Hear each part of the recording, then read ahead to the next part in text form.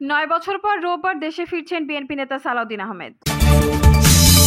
এদিকে ছাত্র আন্দোলনের সহিংসতা তদন্তে জাতিসংঘের নেতৃত্ব চায় এবি পার্টি। জানাবো শেখ হাসিনাকে বাংলাদেশে ফেরত পাঠাতে ভারতের প্রতি আহ্বান নুরুলের।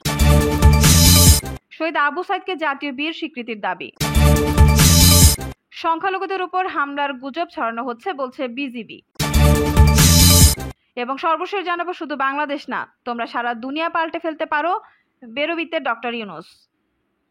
দর্শক শুনছিলেন সংবাদ শিরোনাম, এখন বিস্তারিত। ৯ বছর পর রোববার দেশে ফিরছেন বিএনপি নেতা সালাউদ্দিন আহমেদ। দীর্ঘ ৯ বছর ধরে ভারতের মেঘালয়ের শিলংয়ের অবস্থানের পর দেশে ফিরছেন বিএনপি স্থায়ী কমিটির সদস্য সালাউদ্দিন আহমেদ। আগামীকাল রোববার ১১ আগস্ট দুপুরে দিল্লি থেকে ঢাকায় এসে পৌঁছাবেন বলে জানিয়েছেন বিএনপির মিডিয়া সেলের সদস্য সাইরুল কবির খান।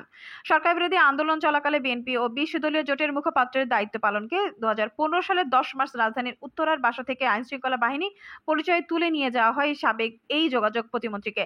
দীর্ঘ ৬২ দিন পর ভারতের মেঘালয় রাজ্যের রাজধানী শিলংয়ে অসুস্থ অবস্থায় পাওয়া যায় তাকে। তখন থেকে তিনি সেখানে আছেন। তিনি দল ও পরিবারের পক্ষ থেকে জানানো হয়, মেঘালয় শিলংয়ে স্থানীয় পুলিশ সালাউদ্দিনকে উদ্ধারের পর সেখানকার একটি হাসপাতালে ভর্তি করে এবং বৈধ কাগজপত্র ছাড়া ভারতে প্রবেশের অভিযোগে ফরেনার্স অ্যাক্ট অনুযায়ী তাকে গ্রেপ্তার দেখায়।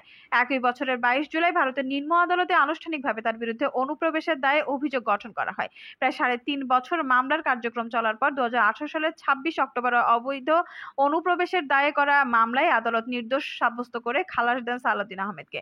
৬ মাস পরে আবার ভারত সরকার ওই রায়ের বিরুদ্ধে আপিল করে। আবারও প্রায় ৪ বছর সময় ক্ষেপণের পরে গত বছরের ২৮ ফেব্রুয়ারি এ মামলায় তিনি শিলং জজ কোর্ট থেকে খালাস পান এবং তাকে দ্রুত সময়ে দেশে ফেরত পাঠানোর নির্দেশ দেওয়া হয়। তবে পাসপোর্ট না থাকায় সালাউদ্দিন আহমেদ পরে দেশে ফিরতে ট্রাভেল পারমিটের জন্য গৌহাটিতে বাংলাদেশের সহকারী হাই কমিশনে আবেদন করে।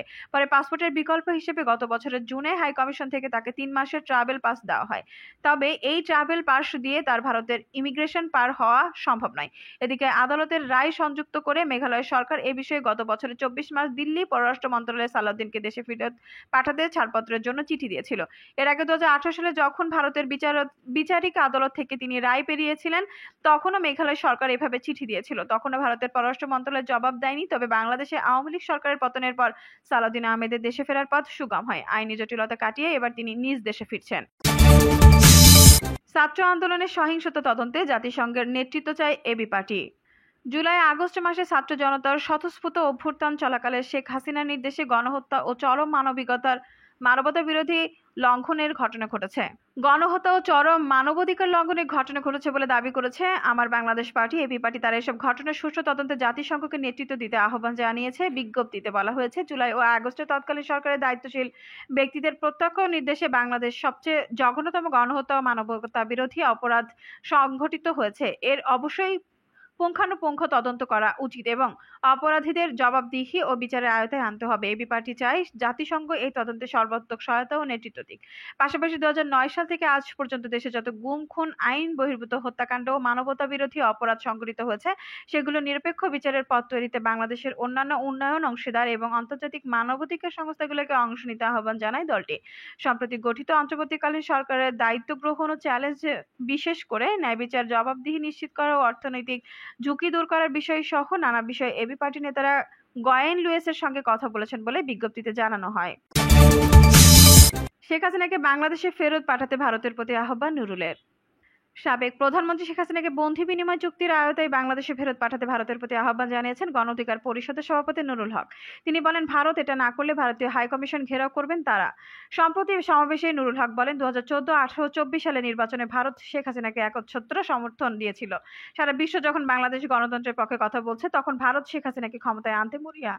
আমাদের পাশের দেশ ভারতকে বলবো, আপনারা আমাদের সঙ্গে সম্পর্ক স্বাভাবিক রাখুন, একটা দলের জন্য সম্পর্ক নষ্ট করবেন না। ভারতের সঙ্গে আমাদের বন্ধি বিনিময় চুক্তি রয়েছে। শেখ হাসিনাকে অন্য দেশে পাঠানোর তদবির না করে অবিলম্বে বাংলাদেশে পাঠানো হোক। তা না হলে ভারতীয় হাই কমিশন ঘেরাও করবে গণ অধিকার পরিষদ। নুরুল হক বলেন, এই অন্তর্বর্তী সরকারের কাছে জনগণের প্রত্যাশা অনেক। তারা জনগণের ম্যান্ডেট নিয়ে সরকার গঠন করেছে। তাদের উচিত সকল রাজনৈতিক দলের সঙ্গে আলাপ করে পরবর্তী করণীয় ঠিক করা। আশা করি এই সরকার জনগণকে সঙ্গে নিয়ে কাজ করবে, যদিও সব কাজ সম্পন্ন করতে পারবে না। রাষ্ট্রীয় ক্ষমতা প্রতিষ্ঠানগুলোকে পুনরুদ্ধার করতে হবে। বাংলাদেশ থেকে যে টাকা পাচার করেছে সেই পাচারকারীদের এই সরকার অবশ্যই বিচারের মুখোমুখি করবে।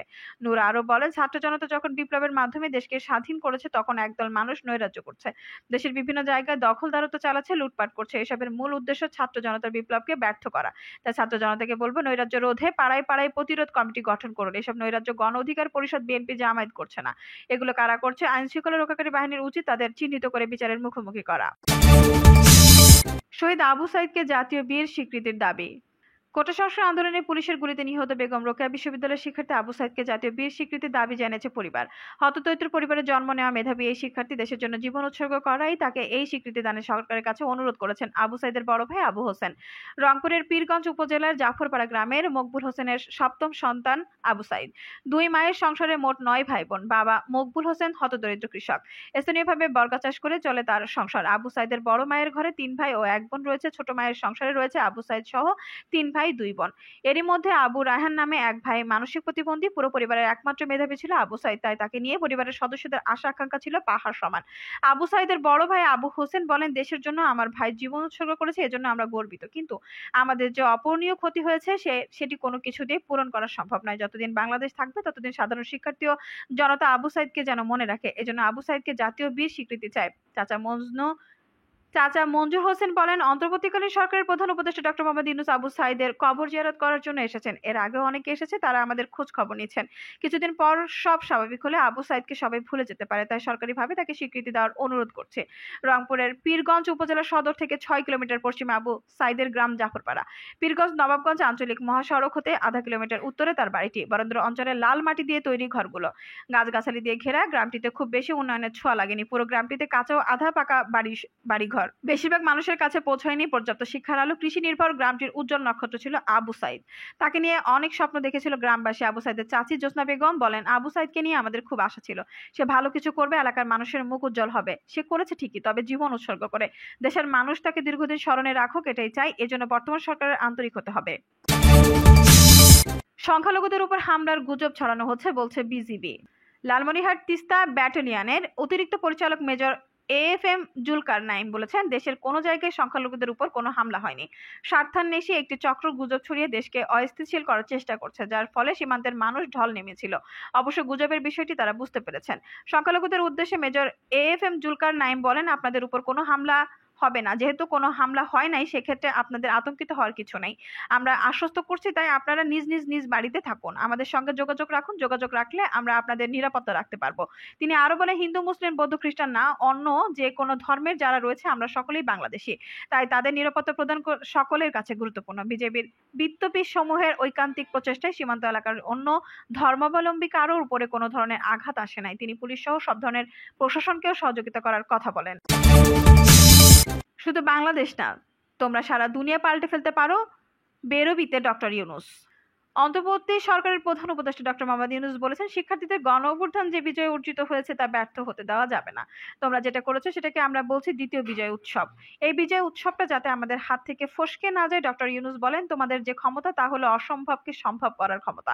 শুধু বাংলাদেশ না, তোমরা সারা দুনিয়া পাল্টে ফেলতে পারো। দ্বিতীয় বিজয় ধরে রাখতে শিক্ষার্থীদের আহ্বান জানিয়ে ডক্টর ইউনূস বলেন, এবার যেন ব্যর্থ না হয়, ব্যর্থ করার জন্য বহু লোক দাঁড়িয়ে আছে। তোমরা জানো তোমাদের ব্যর্থ করে দেওয়ার জন্য যা আছে কপালে, আমাদের জেনারেশন সব বাদ দিয়ে দাও। পরিষ্কার না করা পর্যন্ত আমাদের ছুটি নাই। তিনি বলেন, আমরা পারি নাই, আমরা ব্যর্থ হয়েছি। তোমাদের যে জায়গায় চলে যাওয়ার কথা ছিল, তোমাদের আমরা সে জায়গায় নিয়ে যেতে পারি নাই। তোমরা যেন ব্যর্থ না হও, তোমাদের পরে যারা আসছে তারা যেন এই কথা না বলে তোমরা পথ আগলে রেখেছিলে বলে আমরা ঢুকতে পারিনি। ডক্টর ইউনূস বলেন, আজকে গেলাম আবু সাইদের বাড়িতে, সে শুধু এখানে প্রাণ দিয়েছে তা নয়।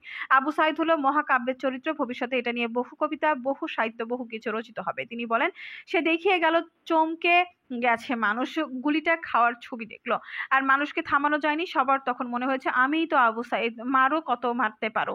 সারা দুনিয়া চমকে গেছে। তোমরা যেটা করেছো এটা শুধু বাংলাদেশের ঘটনা না, সবাই দেখেছে একটা সরকার এই ছাত্ররা কিভাবে উঠিয়ে ফেলতে পারে। ডক্টর ইউনূস বলেছেন, পথ এখনো বাকি আছে, গন্তব্য হলো মুক্ত হয়ে যাওয়া। আমাদের কেউ পেছনে টেনে রাখতে পারবে না। নিয়ম নীতি যা আছে নিয়ম নীতির মতো চলবে। হিন্দুদের আক্রমণ চলছে, বৌদ্ধদের আক্রমণ চলছে, কয়জন আছে, কি জন্য তাদের নিয়ে টানাটানি? এরা কি দেশের মানুষ না? শিক্ষার্থীদের উদ্দেশ্যে তিনি বলেন, তোমরা যখন দেশ রক্ষা করতে পেরেছো, কয়েকটা পরিবার রক্ষা করতে পারবে না? ডক্টর ইউনূস বলেন, কষ্ট লাগে, সেও তোমাদের সঙ্গে ছিল, তার ছেলে তোমাদের সঙ্গে ছিল, কিন্তু বাড়ি গিয়ে দেখে তার ঘরে লুটপাট। তিনি বলেন, বেগম রোকেয়া নারীদের মুক্ত করেছেন, এখন পুরো রংপুর সারা বাংলাদেশকে মুক্ত করবে। দর্শক, এই ছিল এখনকার সর্বশেষ সংবাদ। নিউজটি ভালো লাগলে অবশ্যই একটা লাইক দিন, কমেন্টে আপনার মূল্যবান মতামত জানান। সবসময় আমাদের পাশে থাকতে সাবস্ক্রাইব করে বেল বাটনটি অন করে রাখুন। ধন্যবাদ।